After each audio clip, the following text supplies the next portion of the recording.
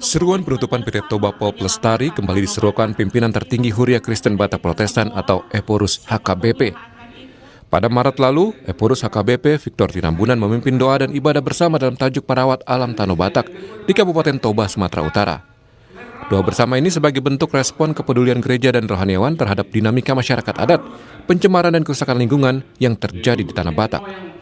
Diharapkan dari ibadah dan doa bersama ini, tidak ada lagi konflik antara masyarakat dengan perusahaan dalam masalah lahan. Masyarakat bisa menempati dan menguasai lahan yang selama ini mereka kelola. Lahan dan hutan di Tanah Batak kembali hijau dan tidak ada pencemaran, baik di kawasan hutan maupun di Danau Toba. Masyarakat adat dan jemaat yang hadir mulai dari Kabupaten Toba, Tapanuli Utara, Humbang, Hasuduntan, Simalungun, hingga dari Kota Medan. Kita lihat sendiri fakta yang terjadi. Puluhan tahun ini, bencana itu berulang kali, korban manusia banyak. Tanah-tanah pertanian sawah itu ditimpa oleh tanah longsor sehingga warga kita tidak bisa menikmati kehidupan. Dan sungai semakin berkurang, danau tercemar. Sehingga dengan fakta-fakta yang di depan mata ini, tidak ada keraguan bahwa Tanah Batak ini dalam keadaan sangat krisis. Selain ibadah dan doa bersama, acara diisi orasi untuk alam Tanah Batak, mulai dari PGI, utusan gereja-gereja, masyarakat adat, dan masyarakat umum, dan diakhiri penandatanganan komitmen pelestarian alam Tanah Batak. Armendo Sinaga, Kompas TV, Toba, Sumatera Utara. Sementara itu, Saudara, Aliansi Serikat Pekerja PT TPL menyayangkan pernyataan Eporus HKBP soal desakan penutupan PT Toba Pulp Lestari. Serikat Pekerja meminta agar pimpinan HKBP tidak mendengarkan keterangan dari satu pihak saja. Serikat buruh, serikat pekerja yang ada di Toba Pulp Lestari sangat-sangat menyayangkan dari statement salah satu pimpinan gereja yang menyatakan tutup TPL, yang tanpa memikirkan dari keseluruh aspek. Tolong dipikirkan kami pekerja yang ada di PT Toba Pulp Lestari. Seandai kata Bapak mengatakan ini tutup, bagaimana dengan nasib kami, nasib anak dan istri kami? Jadi marilah kami menyarankan kepada Bapak supaya menampung aspirasi itu tidak sepihak. Duduk bersama dengan pemerintah dan manajemen Toba Pulp Lestari mencari solusi yang terbaik yang terjadi selama ini. Jangan dikatakan PT Toba Pulp Lestari ini perusak lingkungan. Apakah Bapak sudah melihat dan menyelidiki? Jadi kami sangat menyayangkan statement dari Bapak pimpinan Eporus HKBP yang menyatakan tutup TPL. Lebih lengkap soal ini kita akan bahas bersama dengan Eporus atau pimpinan tertinggi Huria Kristen Batak Protestan Pendeta Victor Tinambunan. Selamat pagi Pak Victor. Selamat pagi Nisti. Ya, Pak Victor, Anda menyerukan untuk menutup PT TPL dan bisa dijelaskan sebenarnya apa penyebab kemudian Anda dan juga pihak gereja mendorong agar perusahaan atau PT TPL ini kemudian harus ditutup? Ya, pertama kita lihat secara global dulu ya. Para pakar sepakat bahwa dari 10 ancaman global sekarang ini, krisis ekologi itu ada di urutan pertama. Bahkan sebetulnya bukan krisis, ini bencana ekologis. Dan ini dampaknya untuk keseluruh termasuk kita di Indonesia. Nah, oleh karena itu, saya sendiri sejak dibuka dulu Indorayon namanya sampai TPL, sejak dibuka saya hanya 8 tahun tidak di sini. Artinya saya saksi mata, saya mendengar dari banyak pihak tidak betul seperti yang tadi disampaikan teman dari TPL sepihak. Ini sudah banyak pihak yang saya dengar. Saya mendengar dari pihak masyarakat banyak, mendengar pimpinan-pimpinan gereja, mendengar LSM, mendengar pihak kampus, mendengar banyak. Jadi dari segi mendengar pihak saya sudah banyak. Dan dari pengalaman empiris jelas sekali hasil-hasil studi. Korban-korban sejak berdirinya TPL ini sudah begitu banyak. Korban jiwa, korban luka, korban persawahan, perladangan dan sebagainya. Betul kita menghormati saudara-saudara kita yang bisa kita katakan minoritas lah masyarakat Tapanuli ini yang bekerja di situ. Dan kita akui itu, tetapi kita harus melihat yang lebih besar gitu. Yang mayoritas korban kehadiran TPL, baik lokal di sini maupun ini berdampak secara nasional dan juga internasional. Jadi seruan ini sejatinya ini betul-betul seiring dengan apa yang dicanangkan, yang kita banggakan, kita hormati Bapak Presiden dengan asta citanya, antaranya ada dua sebetulnya yang sangat ditekankan dalam asta cita itu oleh Bapak Presiden Prabowo yang kita hormati. Satu, di nomor 2 itu ekonomi hijau. Yang ke-8 malah lebih jelas dari Pak Prabowo, memperkuat penyelarasan kehidupan harmonis dengan lingkungan alam dan budaya. Jadi dari segi pengalaman kita, dari hasil studi, dari semua masyarakat yang kita dengar, program yang dicanangkan, yang kita banggakan, kita hormati Presiden Prabowo, ya kita harus tegak lurus kepada Pak Presiden. Itu, Desi. Oke, Pak Victor, tadi kan sudah kita dengarkan bersama bahwa ada pernyataan dari Aliansi Serikat Pekerja di PT TPL yang kemudian salah satunya membantah kalau ada kalau perusahaan ini kemudian merusak lingkungan. Nah, bahkan Serikat Pekerja PT TPL mengatakan selidiki dulu lebih jelasnya, lebih komprehensifnya. Nah, respon Anda seperti apa, Pak Victor? Penelitian sudah banyak, Bu Desti. Salah satu yang sudah lama bergerak di sini, KSPPM misalkan, punya data-data ini banyak. Saya terima dari hasil-hasil penelitian. Jadi pengalaman empiris kita pun jelas-jelas baru-baru ini masih segar di ingatan kita. Korban banjir di mana-mana. Dan sebetulnya ini yang perlu kita antisipasi ke depan, karena nanti ini mulai Oktober sampai Januari tahun depan, ini akan musim hujan. Jadi kita mulai sekarang harus betul-betul menjaga, jangan sampai bencana yang lebih dahsyat, lebih besar terjadi. Itu tidak ada keraguan. Hasil penelitian yang sahih itu bahwa bencana yang silih berganti terjadi di Tanah Batak, Tapanuli Raya ini, itu ada kaitannya dengan kehancuran hutan-hutan kita di sini. Oke, Pak Victor, Anda juga sempat menyinggung soal bagaimana tanggung jawab perusahaan khususnya kepada warga sekitar. Apa artinya ini? Selama ini Anda melihat dan juga masyarakat menilai tidak ada tanggung jawab yang dilakukan oleh PT TPL selama ini, selama beroperasi di sana? Ya tentu ya kita dengar ada, dan itu yang saya dengar juga di media sosial, ada CSR, bahkan gereja sendiri menerima, ada yang beasiswa, oke, itu kita akui. Tetapi kita kan melihat gambaran yang lebih besar. Sebagian kecil memang mendapat keuntungan, dapat menikmatinya. Tapi sekali lagi kita harus melihat keadaan yang lebih luas. Tapanuli Raya ini, Indonesia ini, bahkan kita harus juga berpikir sekarang, satu pohon kita tebang di Tapanuli ini berdampak secara global. Nah, jadi marilah kita melihat dengan jernih, bukan hanya kepentingan yang sempit, hanya beberapa orang. Mari kita lihat yang lebih luas, lebih besar. Indonesia ini kita harapkan tidak ada bencana. Secara global kita tidak menyumbang bencana ke dunia ini, tetapi kita sebagai bangsa yang bermartabat, bangsa yang besar, seperti yang tadi Pak Presiden sendiri sudah mencanangkan ini.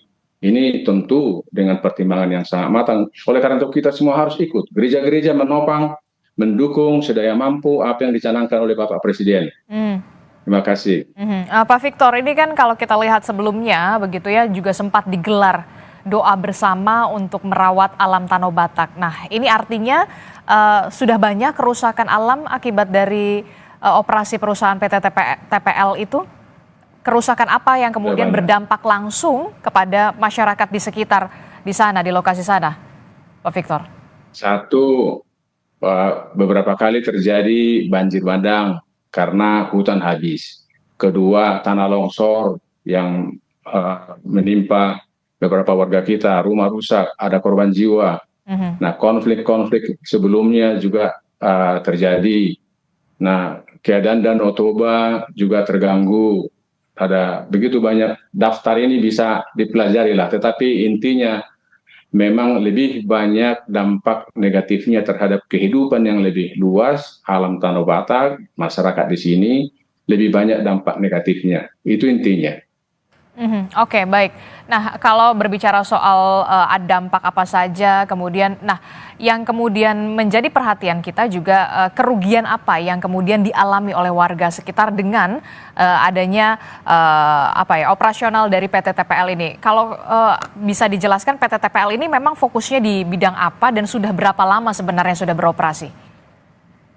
Ini lebih daripada 30 tahun dan 30 memang tahun? kita dengar 30 tahun lebih, 35 tahun seperti itulah.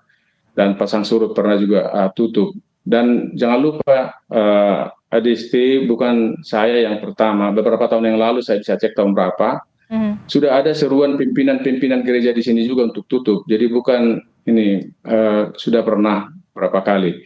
Nah, apa yang menjadi secara konkret, ya pertama seringkali jalan-jalan kita menjadi rusak karena truk-truk lewat. Mungkin mereka membayar pajak, tapi barangkali pajaknya juga hanya untuk membangun infrastruktur, itu saya nggak tahu, tetapi seringkali jalan-jalan kita. Nah, sudah beberapa kali terjadi tanah longsor sehingga sawah masyarakat ditimpa, masyarakat kita tidak bisa mengerjakan ladangnya. Nah, saya sudah sebutkan tadi beberapa kali banjir bandang terakhir di Parapat itu kami hadir di sana bersama masyarakat, korban rumah-rumah hancur. Sekali lagi sebetulnya ada sumber-sumber yang sangat jelas menyimpulkan itu. Oke, tadi juga Anda sempat menyinggung Pak Victor, sudah ada desakan untuk menutup dari PT TPL ini dari masyarakat sudah bertahun-tahun lamanya. Artinya memang sampai saat ini tidak ada komunikasi yang kemudian menghasilkan win-win solution antara perusahaan dan juga warga sekitar, termasuk juga dari pemerintah daerah setempat, Pak Victor. Iya, jadi itu juga yang saya sangat perhatikan juga. Selama 35 tahun lebih pemilik PT TPL ini, nggak tahu entah berapa orang kami yang ada di sini mengetahui siapa. Jadi kami tidak pernah bertemu, dan dalam budaya kami sebetulnya orang-orang Batak gitu, kalau ada hadir di tengah-tengah kita, ya kita saling mengenal, bersilaturahmi. Terus terang sampai hari ini saya nggak tahu siapa yang pemiliknya, pernahkah datang ke sini atau apa. Jadi bagaimana kita bisa berdialog? Yang disuruh hanya di sini direktur yang kebetulan adalah warga Jemaat HKBP minta bertemu. Apa artinya kalau bertemu hanya dengan teman-teman yang ada di sini gitu.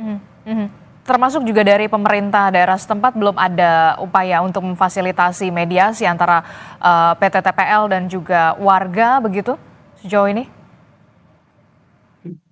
Karena kebetulan baru semua ini pemerintah daerah kita baru dilantik, jadi memang belum ada percakapan.